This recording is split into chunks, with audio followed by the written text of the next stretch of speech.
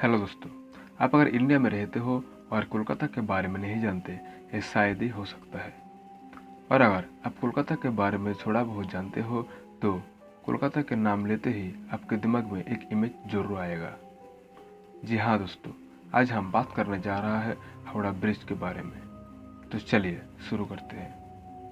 Howrah bridge, जो कि the gateway of Kolkata और द आइकन ऑफ कोलकाता के नाम पे जाना जाता है, वेस्ट बंगाल में बहते हुए हुगली रिवर के एक तरफ जहाँ लेफ्ट बैंक पे बसी है कोलकाता, तो दूसरी तरफ उसके राइट बैंक में बसी है हावड़ा सिटी।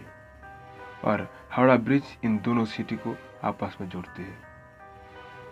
हावड़ा में स्थित हावड़ा रेलवे जंक्शन कितना इम्पोर्टेंट है, इसका अंदाजा आप इस बात पे लगा सकते हो कि आज भी ये इंडिया का सबसे बिजी और क्राउडेड रेलवे स्टेशन है। एक तरफ हावड़ा रेलवे जंक्शन, जो कि इंडिया के सबसे बड़े और क्राउडेड रेलवे जंक्शनों में से एक, तो दूसरी ओर से कोलकाता सिटी, जो कि ईस्टर्न इंडिया के सबसे बड़ी और मेन ट्रेडिंग पॉइंट है। लेकिन 1943 से लेकर 1992 तक अप्रॉक्स 50 साल इस दोनों सिटी सिर्फ एक ही ब्रिज से कनेक्ट था, हावड़ा ब्रिज। आज के दिन भी डेली लगभग 1 लाख व्हीकल्स और 1.5 लाख पैदल यात्री इस ब्रिज के ऊपर से गुजरती है। इसके चलते ये दुनिया का बिगेस्ट कैंटिलीवर ब्रिज है। इसकी कुल लंबाई 705 मीटर है और चौड़ाई में 21.6 मीटर, जो कि आज के टाइम पे दुनिया का 6th लॉन्गेस्ट कैंटिलीवर ब्रिज है। और उस वक्त यानी 1943 में ये दुनिया का 3rd लॉन्गेस्ट कैंटिलीवर ब्रिज थी। लेकिन अगर गौर से इस ब्रिज की स्ट्रक्चर को देखा जाए तो एक्चुअली में ये सिर्फ एक कैंटिलीवर ब्रिज नहीं है। इसका जो स्ट्रक्चर है वो कैंटिलीवर और सस्पेंशन ब्रिज को मिक्स करके बनाया गया है। इसीलिए एक्चुअली में इस ब्रिज को एक suspension type balanced cantilever bridge बोला जाता है। तो जब ब्रिज इतना बड़ा और स्ट्रक्चर इतना यूनिक हो तो उसको बनाने के पीछे भी बहुत सारा कहानियाँ छुपी होगी।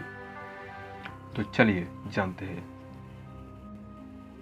हुगली रिवर के ऊपर क्यों इस ब्रिज को बनाया गया, उसको अच्छे से समझने के लिए आपको जाना पड़ेगा कॉलोनियल एरा पे, जब इंडिया में ब्रिटिशर्स की रूल थी। यूँ तो अंग्रेजों ने इंडिया में व्यापार करने के लिए आया था, लेकिन धीरे धीरे पूरे देश में रूल करने लगे। और उस वक्त यानी 1911 तक ब्रिटिशर्स की कैपिटल कलकत्ता ही था, यानी आज की कोलकाता।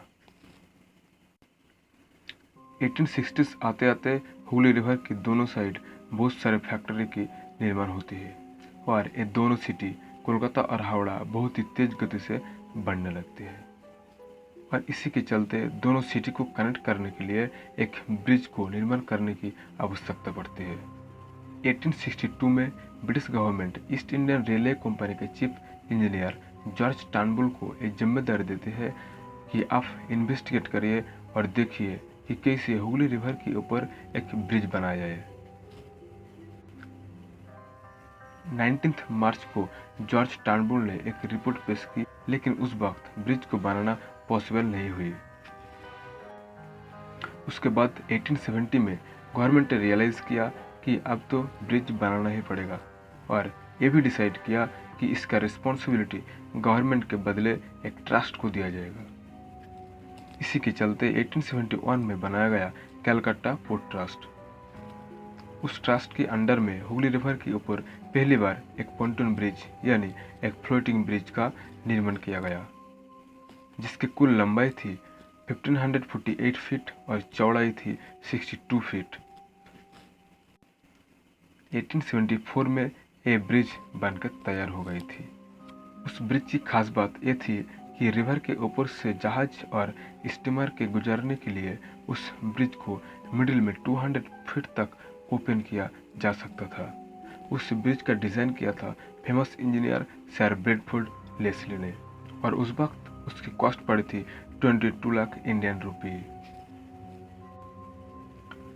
सुनने में तो ऐसा लग रहा है कि उसके बाद सारा प्रॉब्लम खत्म हो चुकी होगी, लेकिन वहाँ पर एक नया प्रॉब्लम की शुरुआत होती है रिवर से गुजरने वाली वेसल्स और स्टीमर के लिए।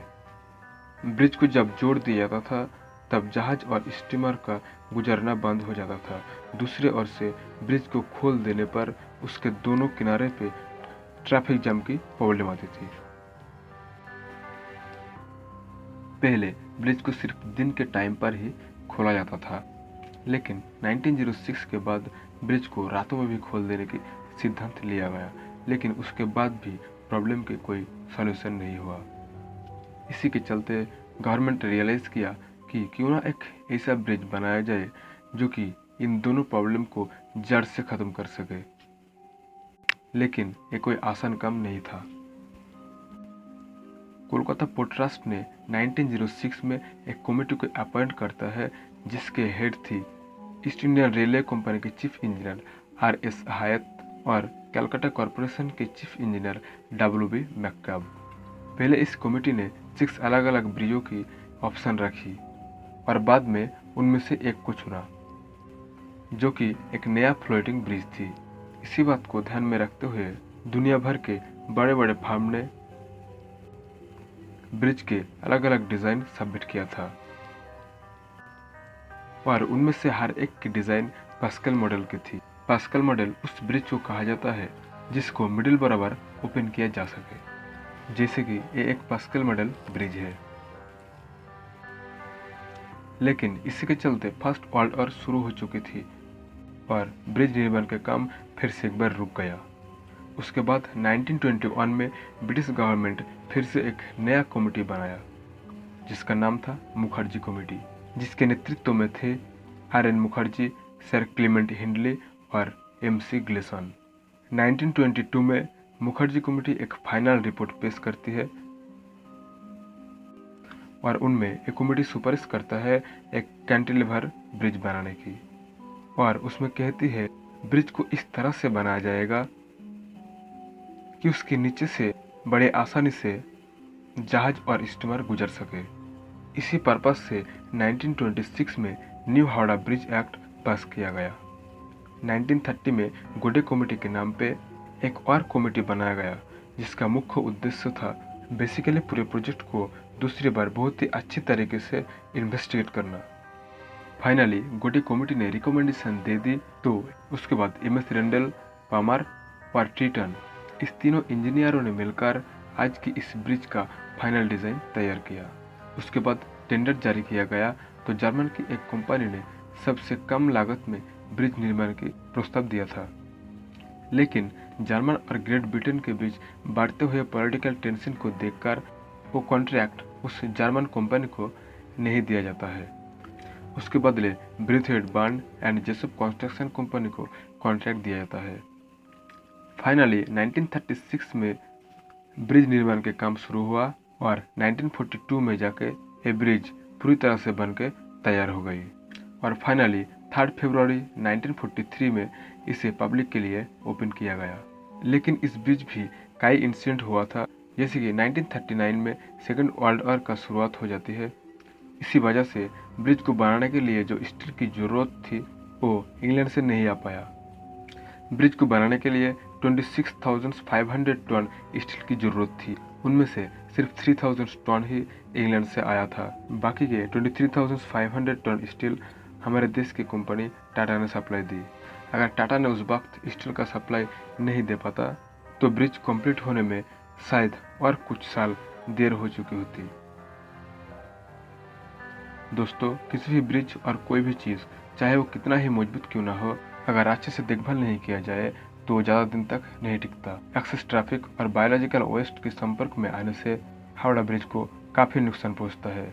इस ब्रिज के लिए जो सबसे खतरनाक साबित हुई है वो है बार ड्रॉपिंग्स और गुटखा पान खाते हुए जाने वाले लोगों की स्पीडिंग यानी थूक। जी हाँ दोस्तों, सुनने में ऐसा लगेगा कि सिर्फ थूकने से और बार ड्रॉपिंग्स के कारण क्या ही नुकसान होगा, लेकिन लॉन्ग टाइम से ये चीज़ स्टील के ऊपर रहने से केमिकल रिएक्शन की वजह से स्टील की जो थिकनेस है उससे कम कर देते हैं। 24 जून 2005 MV मानी नाम की एक प्राइवेट कार्गो वेसल्स ब्रिज के नीचे से गुजरने के दौरान हाई टाइड की वजह से ब्रिज से फंस जाता है और ब्रिज को काफ़ी नुकसान पहुंचती है। इसी सब बात को ध्यान में रखते हुए कोलकाता पोर्ट ट्रस्ट, जो कि इस ब्रिज को देखभाल करते हैं, काफ़ी सारे स्टेप लिया है। बर्ड ड्रॉपिंग्स को क्लीन करने के लिए एनुअली कॉन्ट्रैक्ट दिया जाता है। 2004 में पूरे ब्रिज को पेंट करने के लिए कोलकाता पोर्ट ट्रस्ट ने 6.5 मिलियन खर्च किया था और 2008 में 6 high tech surveillance camera bridge के अलग अलग हिस्से में प्लेस किया गया ताकि पूरे ब्रिज को अच्छे से मॉनिटर किया जाए। इस ब्रिज के बारे में लोगों के बीच काफ़ी सारा मिथ्स है, जैसे कि इस ब्रिज को बनाने के लिए कहीं पर भी कोई नट बोल्ट्स का इस्तेमाल नहीं किया गया। तो लोगों के दिमाग में अक्सर ये सवाल घूमते हैं कि फिर कैसे इस ब्रिज को जोड़ा गया। तो बेसिकली स्टील को जोड़ने के लिए नट बोल्ट्स के बदले रिवेट की इस्तेमाल किया गया। रिवेट भी कई तरह की होते हैं, उनमें से ये वाला रिवेट जो अभी आप स्क्रीन में देख रहे हो, इस ब्रिज को बनाने के लिए इस्तेमाल किया गया था। और एक मिथ ये है कि इस ब्रिज को दिन में 2 बार 12 AM को और 12 PM को बंद कर दिया जाता है, क्योंकि इंजीनियरों ने ब्रिज कंस्ट्रक्शन होने के बाद बोला था कि ये ब्रिज जब भी कभी गिरेगा तो 12 बजे ही गिरेगा। लेकिन एक्चुअली में ये बेकार की बातें हैं। न ही कहीं पर इस बात का कोई जिक्र किया गया, न ही उस पार्टिकुलर टाइम पे ब्रिज को बंद किया जाता है। इसी तरह और भी एक मिथ है कि ब्रिटिशर्स के पास इस ब्रिज का एक चाबी है जो कि ब्रिटिशर्स ने छुपा के रखा है, और उस चाबी से ब्रिज को मिडिल में पास्कल ब्रिज की तरह खोला जा सकता है। लेकिन ये भी एक मिथ है, अगर सच होती तो जरूर सामने आते। तो आज के लिए इतना ही दोस्तों, हम फिर से मिलेंगे एक नया टॉपिक के साथ। तब तक के लिए बाय बाय।